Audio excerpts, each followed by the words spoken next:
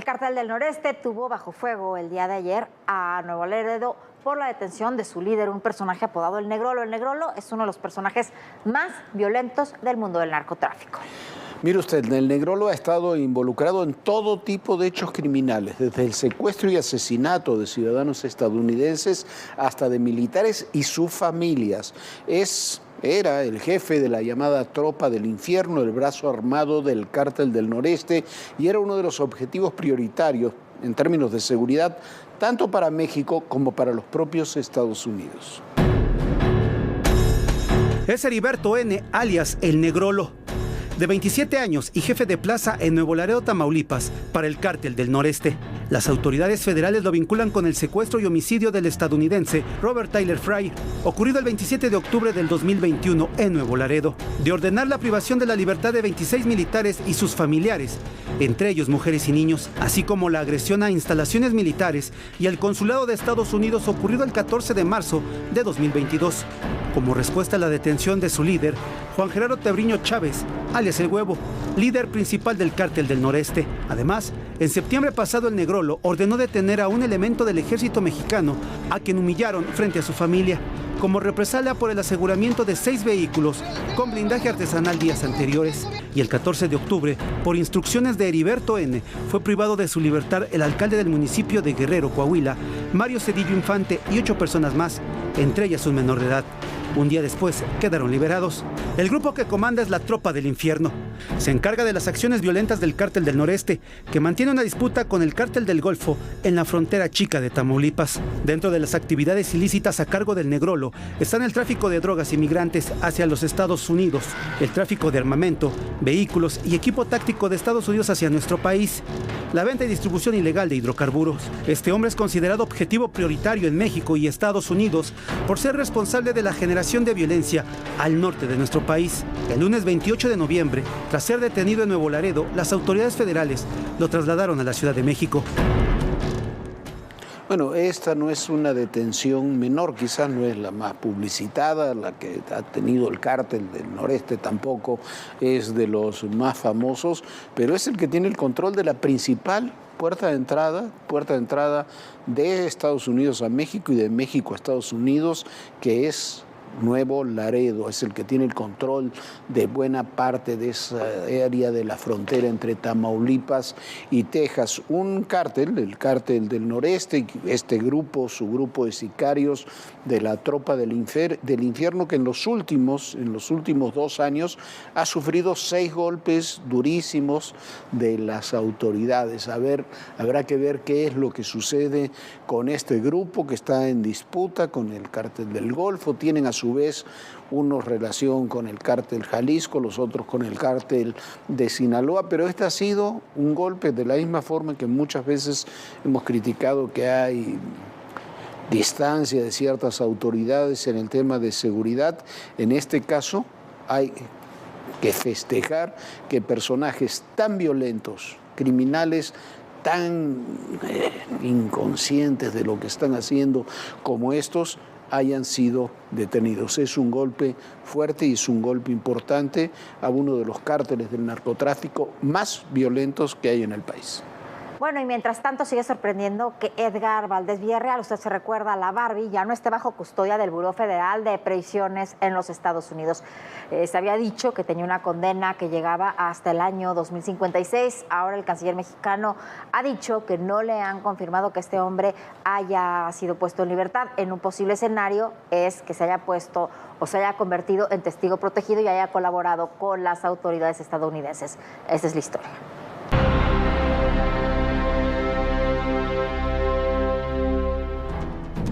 Edgar Valdés Villarreal, alias La Barbie, cumplía una condena de 49 años de prisión en un penal de máxima seguridad en Florida, Estados Unidos. Este lunes se dio a conocer que ya no aparece en el localizador de reos en custodia del Buró Federal de Prisiones de ese país. Eso no significaría necesariamente que ya quedó absuelto. Hasta el momento, las autoridades no han aclarado si fue liberado o se modificó su estatus legal. Es decir, si a partir de ahora coopera como testigo protegido con las autoridades de la Unión Americana en su lucha contra el crimen organizado. La Barbie fue capturado el 30 de agosto de 2010 por la Policía Federal. Tras su detención permaneció preso en el penal del Altiplano hasta el 30 de septiembre de 2015, cuando lo extraditaron a Estados Unidos. Valdés Villarreal es reclamado por la Corte Federal del Distrito del Este de Luisiana por narcotráfico y lavado de dinero. La entrega se ha llevado a cabo en cumplimiento a los acuerdos de cooperación internacional en materia de procuración de justicia. Todo personal dio puntual seguimiento a su captura y posterior extradición. ¿A quién más llegó a conocer mientras usted estuvo dentro de este mundo de narcotráfico? Al Chapo, al Mayo, al Azul. Edgar Valdés Villarreal, este hombre de 37 años apodado La Barbie, fue detenido luego de varios operativos que se realizaron en forma simultánea. ¿Quién era La Barbie? Es uno de los personajes más conocidos que hay del mundo del narcotráfico. Era básicamente un sicario. A los 18 años, ya con antecedentes penales, entra al reclusorio, entra a la cárcel en los Estados Unidos y ahí se empieza a relacionar con distintos narcotraficantes. Este martes, el canciller Marcelo Ebrard dijo que la embajada estadounidense le confirmó que La Barbie sigue bajo su custodia, mientras que el presidente Andrés Manuel López Obrador informó que las secretarías de Relaciones Exteriores y de Seguridad Pública pidieron información a Estados Unidos para conocer si el narcotraficante sigue preso o cuál fue el arreglo con las autoridades para convertirse en testigo protegido. Además dijo que en México hay denuncias presentadas en su contra. La liberación de Valdés Villarreal estaba programada para julio de 2056. Sin embargo, desde su extradición a Estados Unidos, la estrategia de La Barbie fue buscar un arreglo con las autoridades de ese país para disminuir en la medida de lo posible las altas sentencias por sus cargos criminales. Un año después lo logró. En febrero de 2016, el Departamento de Justicia presentó ante la Corte Federal del Distrito de Columbia en Washington una lista de 11 testigos colaboradores en el juicio contra Alfredo Beltrán Leiva, el Mochomo. Uno de los principales era precisamente Edgar Valdés Villarreal. ¿Usted conoció a Héctor Beltrán Leiva? A Héctor sí lo conocí. ¿A él cómo lo conoce? Porque iba ahí a veces con Arturo. Edgar Valdés Villarreal es ciudadano estadounidense. Nació en Laredo, Texas, en agosto de 1973. Desde muy temprana edad comenzó su carrera delictiva. Después de estar recluido en Estados Unidos por posesión de marihuana, huyó a México.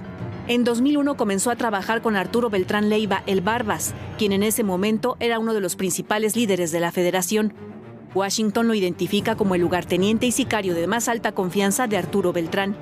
Asegura que se encargaba de recolectar el dinero de los jefes de plaza que pertenecían a esa organización criminal, así como de intimidar y asesinar rivales. Para ADN 40, Fuerza Informativa Azteca. Bueno, no sabemos lo que le ha informado la Embajada de Estados Unidos al canciller Marcelo Ebrard. Lo que sí es un hecho, que si en la página web del Buró de Prisiones de los Estados Unidos se indica que ya no está bajo custodia de esas autoridades, quiere decir que La Barbie ya no está en prisión. Evidentemente, si tenía una condena hasta el año 2056 y en el 2022 ya no está en prisión, quiere decir que se ha convertido en un testigo protegido y que ya esas labores no las cumple desde la cárcel. Ya estuvo en el juicio del Mochomo, lo vamos a ver aparecer seguramente en otros juicios. La pregunta es qué tanto de lo que pueda decir La Barbie se puede comprobar con hechos, con pruebas materiales. Son muchos los narcotraficantes importantes, narcotraficantes mexicanos, que una vez extraditados a la Unión Americana se convierten en testigos protegidos para acortar sus condenas. El problema es lo que le decíamos, no es ese, por supuesto que la figura de testigos protegidos es muy útil, sino que lo suyo suele ser dichos que no se pueden corresponder con pruebas, pero que sin embargo se siguen tomando como tales. Estos son los principales narcotraficantes que han sido liberados o que tienen condenas mucho más cortas que los delitos que cometieron por supuestamente haber colaborado con las autoridades estadounidenses. El caso de Edgar Valdés Villarreal, alias La Barbie, y su ausencia del localizador de reos en custodia del Buró Federal de Prisiones de Estados Unidos deja la incógnita si el narcotraficante coopera como testigo protegido con las autoridades de ese país. El ingreso al Programa Federal de Protección de Testigos ha sido una herramienta legal que han utilizado varios capos de la droga para reducir o incluso echar abajo sus condenas. Uno de los personajes que se acogió a este programa para obtener la libertad bajo la custodia de los alguaciles de Estados Unidos es Dámaso López Núñez, el licenciado. López Núñez fue sentenciado en 2018 a cadena perpetua, sin embargo, su fecha de liberación cambió en febrero de 2021 y a partir de ese momento quedó establecida para el 11 de agosto de 2032. A cambio, testificó en el juicio del siglo en contra de Joaquín El Chapo Guzmán y posteriormente en contra de la esposa del capo, Emma Coronel. Álvaro López Núñez, hermano de Dámaso, también obtuvo una sentencia reducida. También está Dámaso López Serrano, el Minilic, hijo del licenciado, quien ya no figura en la lista de las prisiones federales estadounidenses. La Fiscalía General de la República insiste en su extradición para que responda por el asesinato del periodista sinaloense Javier Valdés, cofundador del semanario Rollo 12. Otros criminales que han negociado sus condenas para ser testigos protegidos son los familiares de Ismael El Mayo Zambada, uno de los líderes del cártel de Sinaloa. Su hijo mayor, Vicente Zambada Niebla, y el hermano del Mayo, Jesús El Rey Zambada, también testificaron en el juicio del siglo contra el Chapo Guzmán en 2019. En la lista de testigos protegidos figura el menor de sus vástagos, Serafín Zambada Ortiz. El otro es Ismael Zambada Imperial, el Mayito Gordo, quien fue liberado pero no se deportó a México. Otro criminal que coopera con las autoridades de ese país es Sergio Enrique Villarreal Barragán, el Grande, ex jefe de escoltas de Arturo Beltrán Leiva, el Barbas. Sus testimonios implican a Genaro García Luna, cuyo juicio se retrasó para el 17 de enero. En la lista también está la exdiputada y pareja del Chapo Guzmán, Lucero Sánchez López, detenida en 2017 en Culiacán y luego extraditada. En 2019 la exlegisladora fue testigo en el juicio contra el Chapo y en 2021 la eliminaron de la lista del Buró de Prisiones.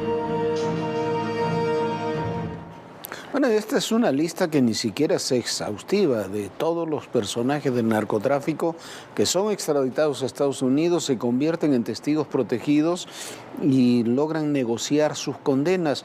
Yo no sé cuál es la utilidad de esa estrategia. Si los testigos protegidos dan pruebas y comprueban, valga la redundancia, sus dichos, me parece muy bien, pero en muchos de estos casos simplemente sus dichos son utilizados para iniciar otros procesos, como es el caso de García Luna, sin tener pruebas materiales para fortalecerlos. Hay que ver qué es lo que sucede. Durante muchos años se dijo que lo peor para un narcotraficante era ser extraditado a los Estados Unidos. En muchos casos puede ser así, pero estamos viendo muchos otros casos como estos que le mostrábamos a usted, de narcotraficantes terribles que han cometido todo tipo de crímenes, que llegando a la Unión Americana negocian condenas, como es el caso de la Barbie, una condena que terminaba en 2056 y en 2022 ya están en libertad. Me parece que es un tema profundamente cuestionable. ¿Por qué? Porque ninguno de esos narcotraficantes, aunque tengan procesos abiertos en México, es regresado al país. Hay que ponerle un nombre, un rostro. ¿Y qué vienen? Todas las demandas internacionales. Una ciudad tan complicada como es la Ciudad de México. Ya llegamos a Aguililla, esta ciudad, la entrada a la Tierra Caliente.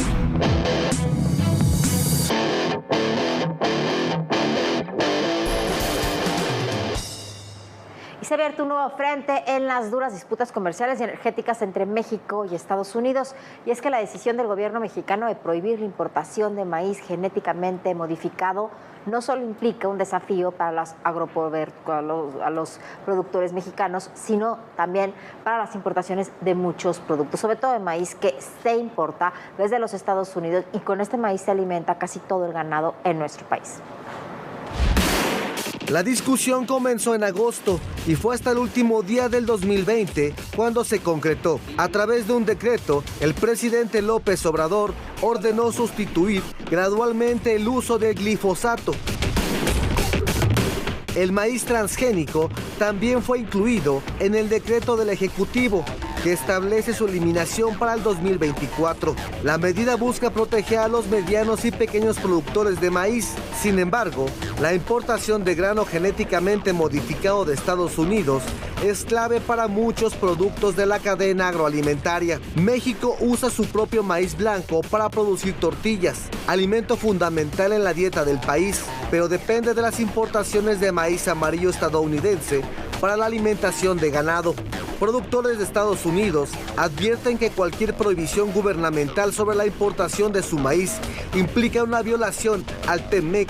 Según el Departamento de Agricultura de Estados Unidos, el decreto tiene el potencial de perturbar sustancialmente el comercio, perjudicar a los agricultores de ambos lados de la frontera y aumentar significativamente los costos para los consumidores mexicanos. Este martes, el presidente López Obrador propuso que sean las agencias sanitarias de Estados Unidos y México las que determinen la seguridad del maíz transgénico. Dijo que el maíz amarillo fue tema de una reunión entre funcionarios de la Unión Americana y México, donde fue muy clara su postura para no permitir la importación de este producto para consumo humano. Además, planteó la posibilidad de acudir a un panel de controversias del tratado entre México y Estados Unidos y Canadá, el TEMEC, si los gobiernos de ambos países no llegan a un acuerdo. En 2018, el empresario Alfonso Romo, entonces jefe de la oficina de presidencia, habló para todo personal de los beneficios del mejoramiento genético de las semillas. De maíz, en el norte, en Sinaloa, Sonora, 14 toneladas por hectárea de maíz. Te vas a Oaxaca, a Chiapas, 1 tonelada por hectárea. A ver, si yo traigo un programa de semilla mejorada, nada más semillas, puedo subir la productividad por hectárea, y lo he hecho en lo personal, por eso lo platico, puedo subir la productividad por hectárea de 1 a 2, 3 toneladas. Café, solamente cambiando el perfil genético del café en zonas, sobre todo bajas y altas, hemos resembrado 20,000 hectáreas, donde había una productividad de 2.3 o 2.5 toneladas por hectárea. De enero a septiembre del 2022, México importó 11.247.000 toneladas de maíz amarillo desde Estados Unidos, un aumento interanual de 1.5%, según datos del Departamento de Comercio de Estados Unidos. Y bueno, esto pasa por hacerle caso a personajes como Jesús Rodríguez, la doctora Álvarez Builla, que convencieron al gobierno de tomar estas medidas que no toman en cuenta los datos más básicos de la realidad. Sin ese maíz amarillo, de que se importa de los Estados Unidos en un porcentaje altísimo, porque no lo producimos en México, producimos muy poco en México, hay una serie de procesos agroalimentarios que simplemente no se pueden llevar a cabo. Dicen que es para proteger a los pequeños y medianos productores. Se olvidan que esos medianos y pequeños productores no producen ese tipo de maíz. Y se olvidan, como decía Alfonso Romo, ya como coordinador del equipo de López Obrador en la campaña electoral, esa entrevista fue unos días antes de la elección, que esos eran los planes que tenía esta administración para implementar en las zonas más pobres del país. No estamos descubriendo el hilo negro, ni lo descubrió Romo, ni lo descubre nadie. Es lo que han hecho muchos países para aumentar su producción sin ningún tipo de problema alimentario. Así, países como la India han hasta triplicado o cuadriplicado su producción de alimentos en una nación que tiene un problema de sobrepoblación terrible. Pero nosotros preferimos ignorar la realidad.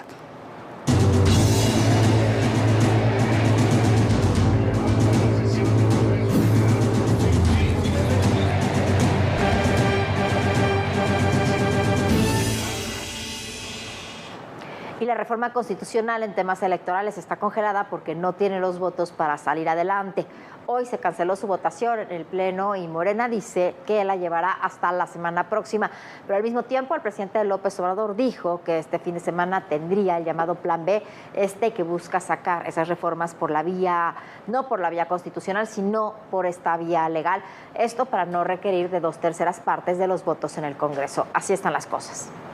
No va a pasar. No va a pasar. No va a pasar.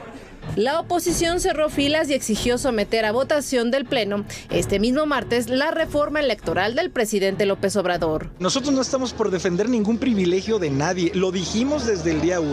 Todo lo que sea verificar condiciones administrativas, el uso de recursos públicos del INE, del tribunal, de cualquier institución pública, pues claro que el PAN está a favor de ver si se pueden eficientar. Lo que es preocupante es que con una bandera de austeridad, lo que se busque realmente es el debilitamiento. Sin embargo, Morena y sus aliados necesitaban la mayoría calificada para avanzar. Ante esta situación, se pospuso la discusión para el 6 de diciembre. Durante toda la tarde de ayer y la noche, me estuvieron haciendo el favor de hablarme varias diputadas y diputados que querían interiorizar en el dictamen. Apenas este lunes la iniciativa fue avalada en comisiones y se esperaba que la votación en el Pleno comenzara hoy.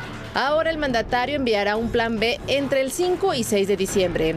Se trata de una iniciativa para modificar 6 leyes secundarias, una propuesta que no requerirá modificar la Constitución ni tener la mayoría calificada.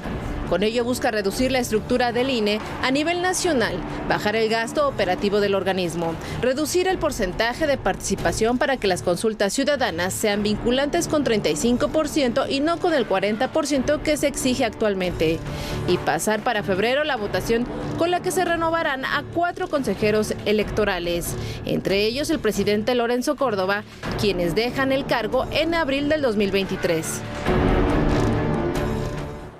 Bueno, y el plan B tampoco es que vaya a pasar así de fácil, se va a ir, sin duda va a terminar en la Suprema Corte de Justicia. ¿Por qué? Porque es anticonstitucional. Y este fin de semana los precandidatos de Morena estuvieron muy activos en la marcha y así les fue a Claudia Sheinbaum, a Marcelo Ebrard y a Adán Augusto López. 3 aspirantes de Morena a la presidencia de la República estuvieron presentes el pasado domingo 27 de noviembre en la marcha encabezada por el presidente López Obrador.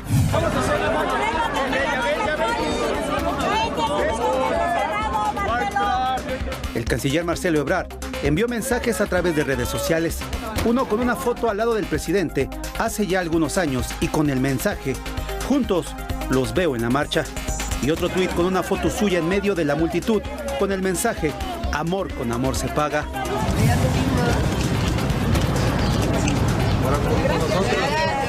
La jefa de gobierno Claudia Sheinbaum escribió: 4 años de transformación, un presidente querido por su pueblo, es un honor marchar con López Obrador. También agregó una fotografía donde aparece junto al canciller Ebrard y el secretario de Gobernación Adán Augusto López con el mensaje "Unidos esperando a nuestro presidente". Y el secretario de Gobernación subió una foto del presidente en medio de la multitud y el hashtag "Camino al andar". Y otro con una foto donde se le ve cerca del presidente y el mensaje: "Es un honor caminar en la marcha del pueblo, es un honor refrendar mi compromiso con las y los mexicanos". Bueno, el senador Ricardo Monreal no fue a la marcha, estuvo en Madrid en la Interparlamentaria México-España y lanzó un mensaje de conciliación radicalmente diferente al que se escuchó en el Zócalo. El senador Ricardo Monreal fue uno de los ausentes en la marcha del pasado 27 de noviembre. Se debió a que viajó a Madrid para asistir al encuentro interparlamentario entre México y España, con el fin de fortalecer la relación con el país ibérico. Desde el viejo continente, reiteró que todavía está en el proceso de definir su posición política. Esto luego de que en semanas anteriores anunció que en diciembre decidirá si permanece o no en Morena, tras las descalificaciones en su contra. En medio de estos trabajos generó división de opiniones la imagen donde aparece junto a legisladores de la oposición. Todos anunciaron que buscarán entablar mesas de diálogo para un proceso llamado Reconciliación Nacional. Será con actores políticos de los diversos partidos en los 32 estados de la República Mexicana. Simplemente he tenido reuniones con distintos dirigentes, como lo hago siempre, como coordinador de la mayoría en el Senado, y lo hago abiertamente. No es de ninguna manera ni vergonzoso ni tampoco clandestino. Algunos perredistas y panistas indicaron que Monreal es bienvenido a la Alianza Va por México, y previo a su viaje, el senador se refirió a la movilización del 27 de noviembre. Cuando anuncié que iba a la marcha, surgieron los bots y la campaña sistemática de redes en mi contra diciendo que era una provocación, que no fuera, porque me iban a agredir. Y ahora que digo que voy a preferir ir a ser el presidente de la delegación, también están ofendidos y me insultan y me ofenden. Dijo que resistirá los ataques en su contra.